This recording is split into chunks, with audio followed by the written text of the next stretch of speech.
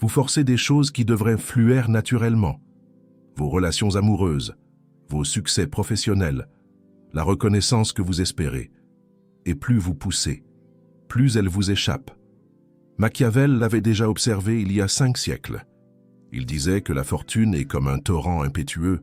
Quand il déborde, il inonde les plaines, détruit les arbres et les bâtiments, emporte la terre sur son passage. Tous fuient devant lui, tous cèdent à son impulsion, sans pouvoir lui résister. Vous saisissez la métaphore? La fortune, c'est le cours naturel des choses.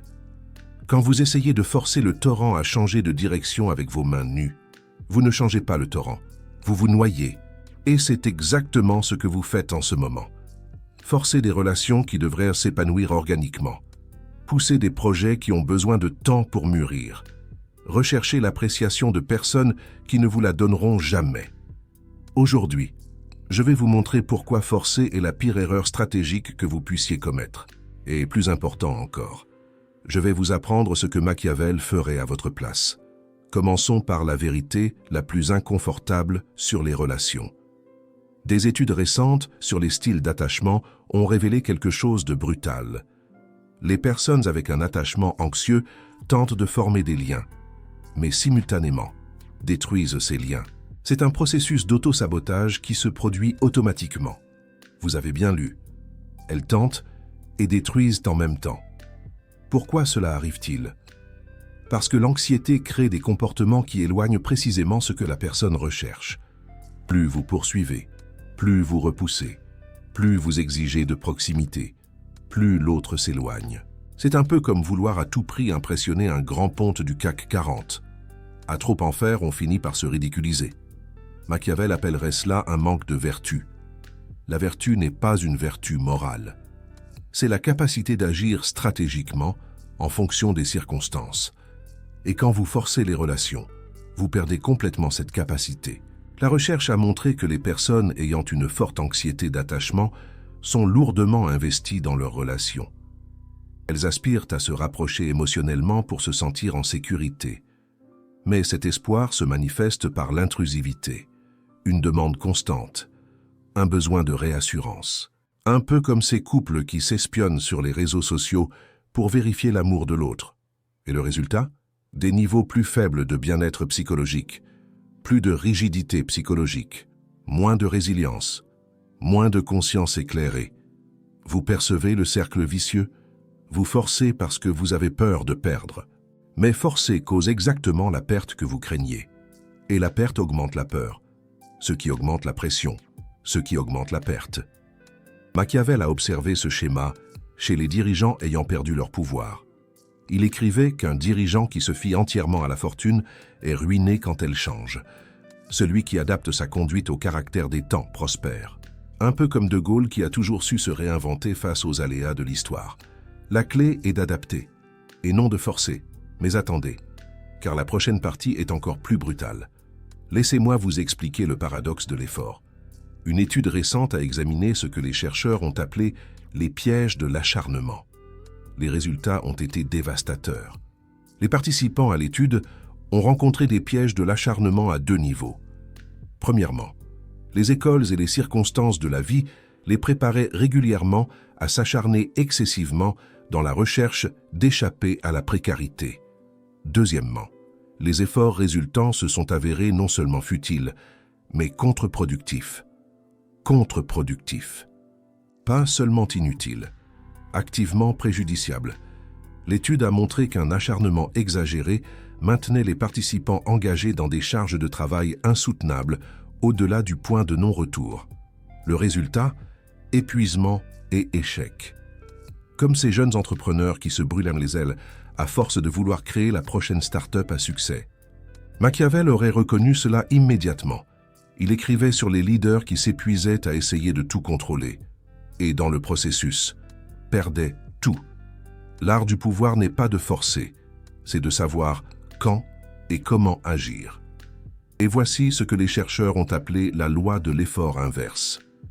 L'essence de cette loi est que s'acharner trop crée de la tension, de l'anxiété et de la résistance, alors qu'une approche détendue peut mener à un plus grand succès et à la satisfaction. Vous avez compris l'inversion.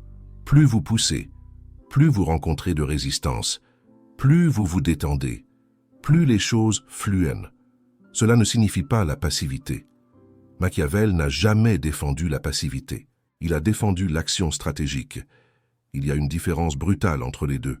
La passivité, c'est ne rien faire et attendre que les choses arrivent. La stratégie, c'est savoir exactement quand et comment agir pour maximiser les résultats avec un minimum de gaspillage d'énergie. Gardez cela en mémoire, parce que cela prendra tout son sens quand je révélerai la méthode complète. Maintenant, laissez-moi détruire votre illusion sur la reconnaissance. Les neurosciences modernes ont montré quelque chose de perturbateur sur la recherche de validation externe. Elle active les mêmes voies de récompense dans le cerveau que les besoins fondamentaux comme la nourriture et l'eau. Et c'est pourquoi les éloges d'un collègue ou l'appréciation d'amis semblent si satisfaisants. Cela illumine littéralement les centres de récompense de votre cerveau. La validation externe déclenche la dopamine, le neurotransmetteur du bien-être du cerveau, donnant un élan temporaire de bonheur. Temporaire, c'est le maître mot. Et voici le problème. Des études montrent que la recherche constante de validation externe augmente les niveaux de cortisol, l'hormone du stress de votre corps, jusqu'à 35%. Vous avez bien lu. Rechercher la reconnaissance augmente votre stress de plus d'un tiers. Alors vous êtes piégé dans un cycle où vous recherchez la dopamine par le biais de la reconnaissance. Mais l'acte même de rechercher déclenche le cortisol. Vous devenez accro à la recherche, mais détruit par le processus. Machiavel a compris cela intuitivement.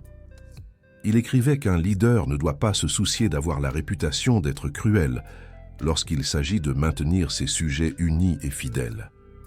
Il ne recherchait pas l'approbation, il recherchait les résultats. Et c'est la différence fondamentale entre les personnes qui accèdent à un pouvoir réel et les personnes qui restent piégées à rechercher la validation. Cela semble simple, il y a un détail qui change tout. La théorie de l'auto-vérification explique pourquoi vous restez piégé dans ce cycle. Les individus sont motivés à obtenir des commentaires qui confirment leurs autoconcepts préexistants. Cela comprend non seulement les traits valorisés, mais aussi les traits stigmatisés. Vous avez compris le piège. Si vous vous voyez comme quelqu'un qui a besoin de validation externe, vous allez chercher la confirmation de cette identité, même si cela vous détruit. La validation sociale fonctionne comme un processus à double tranchant. Le mécanisme confirmatoire, qui construit une identité positive, enracine également ses éléments les plus limitants et stigmatisés. Machiavel a vu cela chez les courtisans de son époque, des personnes tellement dépendantes de l'approbation du prince qu'elles perdaient toute capacité d'action indépendante. Et quand le prince tombait, il tombait avec lui, parce qu'il n'avait jamais développé de pouvoir propre. Quand le besoin de validation externe surpasse notre capacité d'auto-validation, cela mène à la dépendance émotionnelle et à l'insécurité. Avez-vous déjà réfléchi à la raison pour laquelle certaines personnes semblent naturellement respectées, tandis que d'autres implorent l'attention sans jamais la recevoir? La différence réside exactement ici. Les personnes respectées ont cessé de chercher. Elles se sont concentrées sur la création d'une valeur réelle. Et la reconnaissance est venue comme une conséquence, pas comme un objectif. Ceux qui implorent sont pris au piège d'un cycle de dopamine et de cortisol. Chaque like, chaque compliment, chaque regard approbateur déclenche de la dopamine. Mais la recherche constante déclenche du cortisol, et le cortisol sabote tout. Votre clarté mentale, votre présence, votre capacité à agir stratégiquement. Machiavel observait que les leaders les plus respectés étaient ceux qui recherchaient le moins l'approbation. Ils faisaient ce qui était nécessaire, livraient des résultats, et laissaient leur réputation se construire d'elle-même. Un peu comme De Gaulle, qui, sans chercher l'approbation populaire, a imposé sa vision de la France. Ceux qui recherchaient activement la reconnaissance étaient perçus comme faibles, parce que la recherche elle-même signalait qu'ils ne croyaient pas en leur propre valeur, comme ces courtisans à Versailles, obsédés par le regard du roi Soleil. Mais calmez-vous, car voici la partie qui va complètement changer votre perspective. Laissez-moi vous expliquer la connexion entre ces trois erreurs. Forcer les relations amoureuses ou professionnelles. Forcer les succès ou les accomplissements. Et rechercher l'appréciation ou la reconnaissance d'autrui sont des manifestations du même problème fondamental. Un manque de maîtrise de soi stratégique. Machiavel n'a jamais utilisé ce terme exactement, mais il a décrit le concept parfaitement. Il a dit qu'il n'y a rien de plus difficile à faire, de plus dangereux à conduire, ou de plus incertain dans son succès que de mener l'introduction d'un nouvel ordre de choses. C'est comme essayer de réformer la bureaucratie française, un défi titanesque. Pourquoi?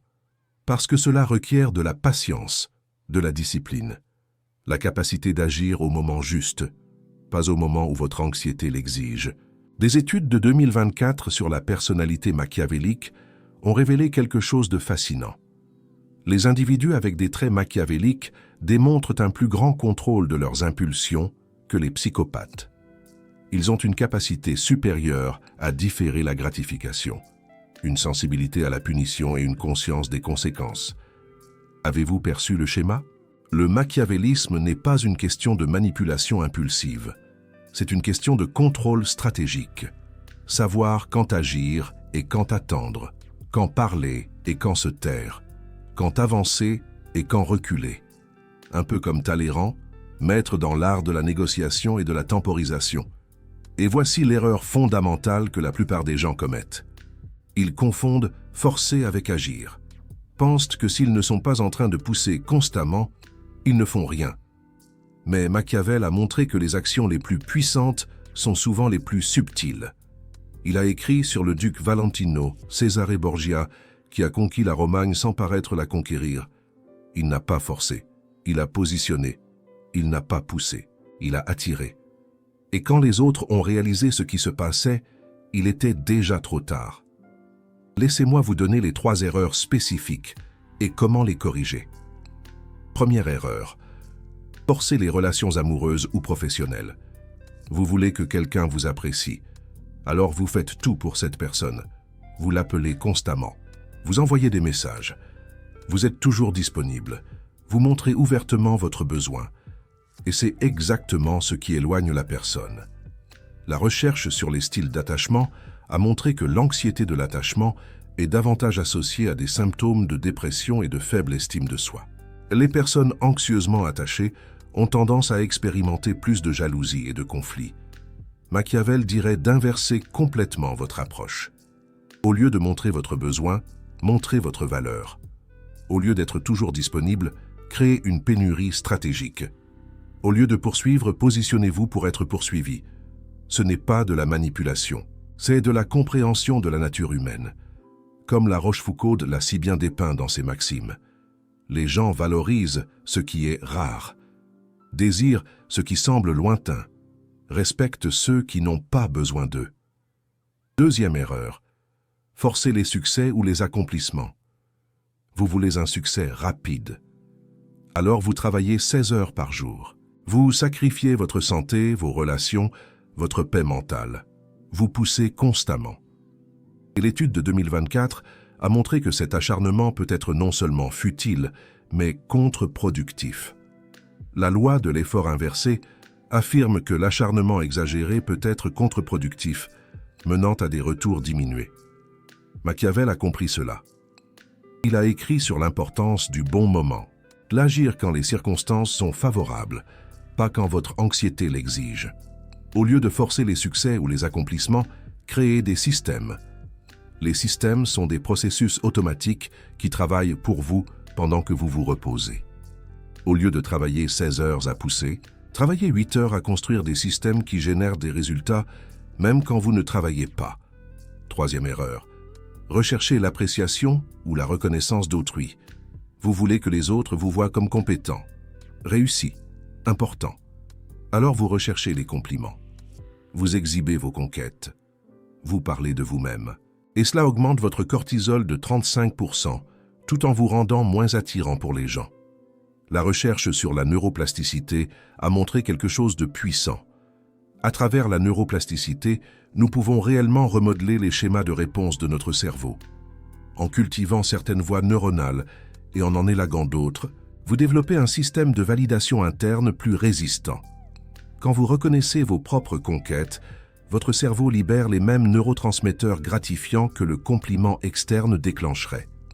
Machiavel ferait cela systématiquement.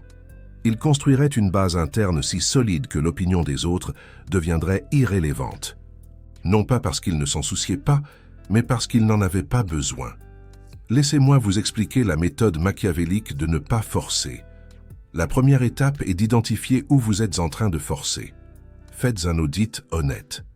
Quelle relation poursuivez-vous plus que vous ne le devriez? Quel résultat poussez-vous avec un acharnement exagéré? De qui recherchez-vous une appréciation ou reconnaissance qui ne vient jamais? Machiavel était brutal dans son auto-analyse. Il écrivait des lettres à des amis décrivant ses propres erreurs avec une clarté impitoyable. Cette honnêteté était sa plus grande force. La deuxième étape est de reculer stratégiquement. Pas abandonner, reculer. Il y a une différence. Abandonner, c'est abandonner complètement. Reculer, c'est créer de l'espace pour que les choses se développent naturellement. Dans la relation, cela signifie arrêter de poursuivre et observer si l'autre personne avance. Si elle n'avance pas, vous avez votre réponse. Si elle avance, vous avez créé une dynamique d'attraction. Dans les résultats, cela signifie arrêter de pousser et commencer à construire des systèmes. Remplacer l'effort héroïque par des processus durables. Dans la reconnaissance, cela signifie arrêter de chercher et commencer à délivrer de la valeur silencieusement.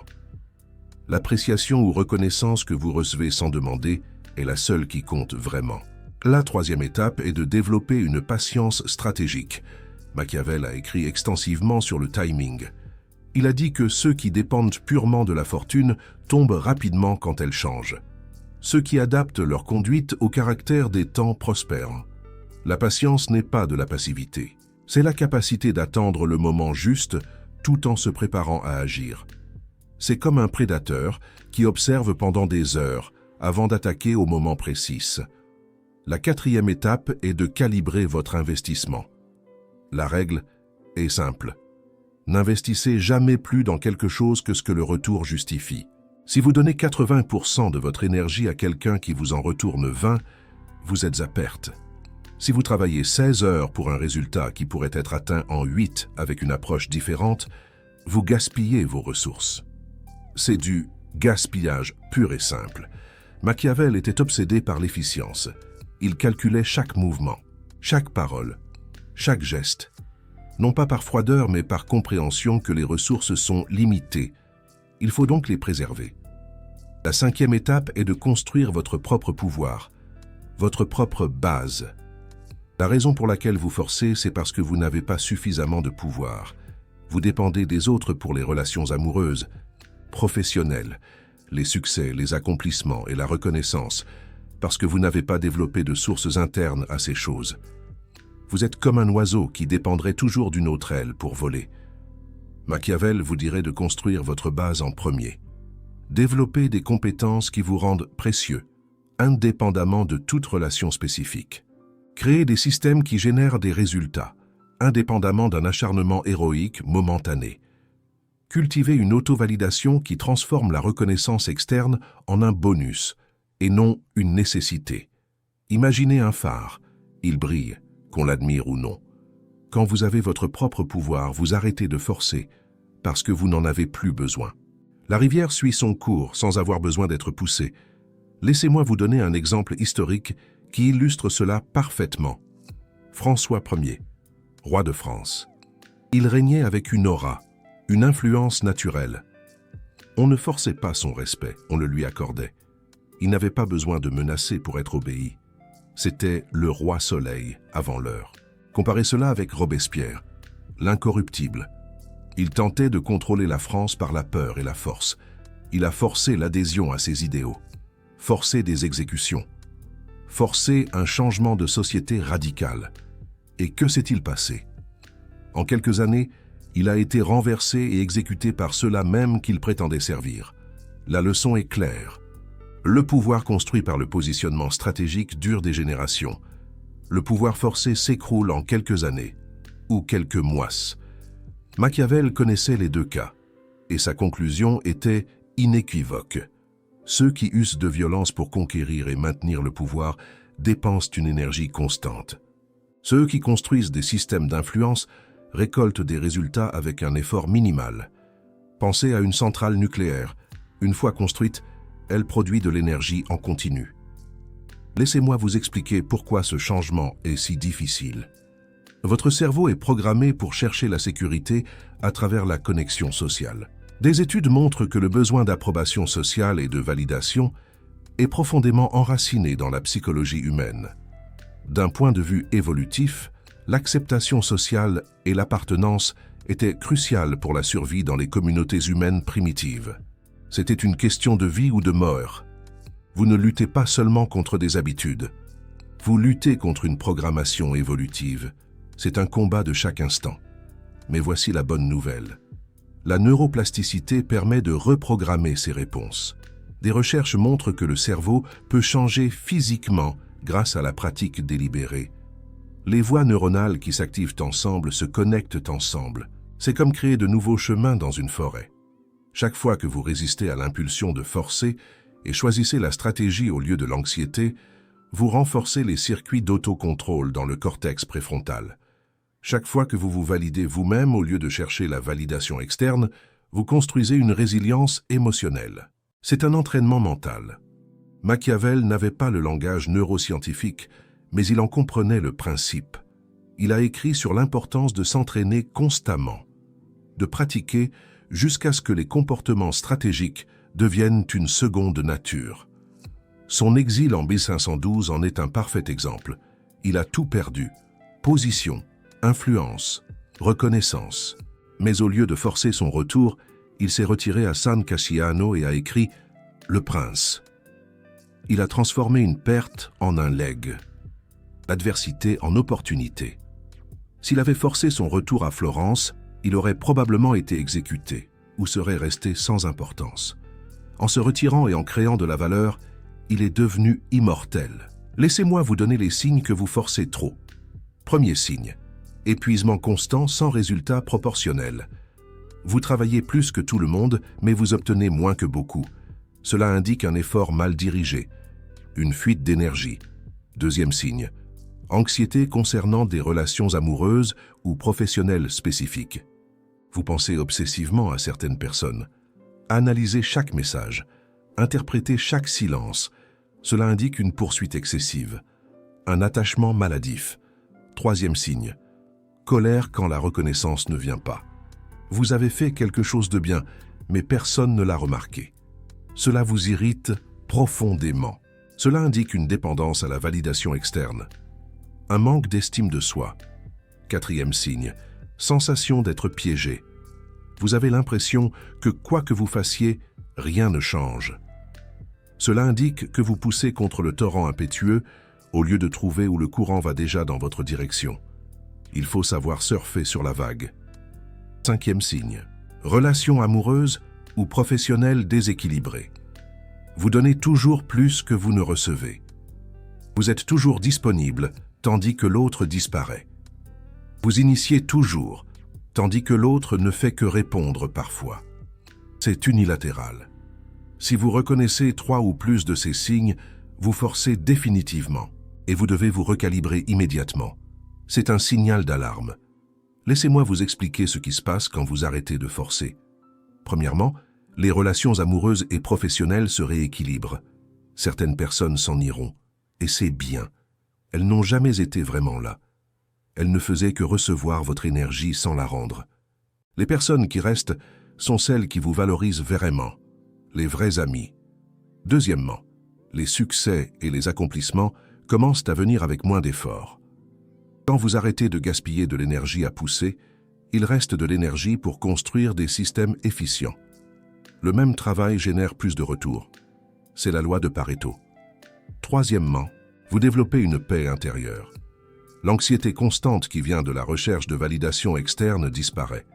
Vous devenez votre propre source de reconnaissance, votre propre jugement.